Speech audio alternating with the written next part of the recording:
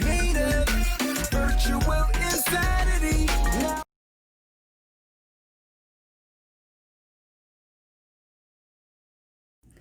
So here is what we're going to be making today. It is a lovely nature-inspired dream catcher. Okay, so what you're going to need is these things, a stick, and it's got to be a bendy stick, okay? So unfortunately, it is something that it's got to be a live stick. If you get a dead stick, it will just snap. So I took this off a big bush this morning. Some wool, some more naturey stuff. We've got some beautiful flowers, some leaves, and some feathers. And then you will need a glue gun and a pair of scissors.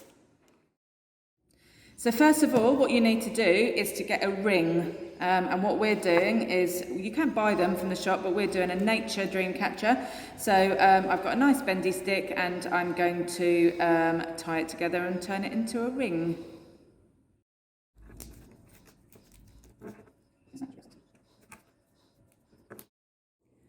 Okay, so here is my stick, which I've bent round. There's a couple of cracks in it, which is totally fine. If you don't get a willow type wood, it's quite difficult to bend it. So as you can see, it's not a total ring, it's more of a diamond shape. That's absolutely fine. I've stuck it together, and now what I'm going to do is to use my wool, and I'm going to wrap my wool around it to make it look a bit more pretty.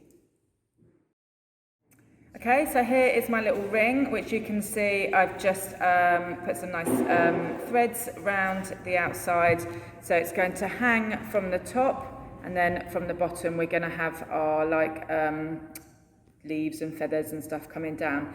So the next bit, when you've seen the dream catcher, you have your threads that are coming over to make you kind of like the catchy bit in the middle, I guess. Okay, so I've got some threads. And what I'm going to do is I'm just going to start it off with my glue gun by gluing it to the top.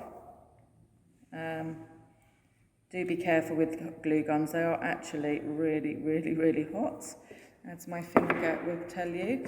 Okay, so once you've got it attached, we're literally going to just wrap it round, making a kind of spider webby pattern. So there you go, I finished wrapping my catcher bit of my dream catcher. I've also, just for ease, put a little bit of a string on the top, which I'm going to hook it up to. Okay, so we have got some feathers that the lovely Amy Mason found on her way to work this morning. All of these things are things we've just literally found whilst we've been looking around, whilst we've been walking. Or you could have some leaves coming down, or you could have some flowers coming down.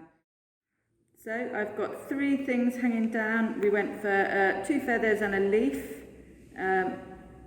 Obviously, bear in mind, if you do use leaves and feathers, they're obviously not going to live forever, but some of them will dry to look quite nice, but you can always take them off and replace them with other ones.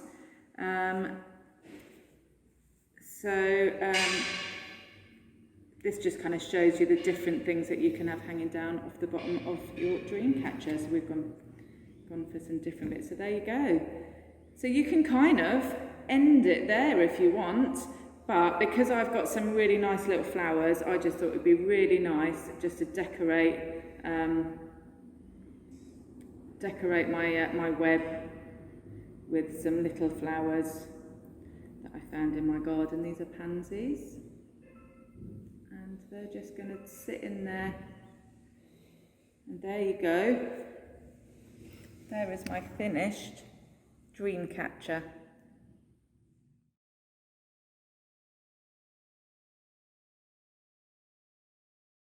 Future,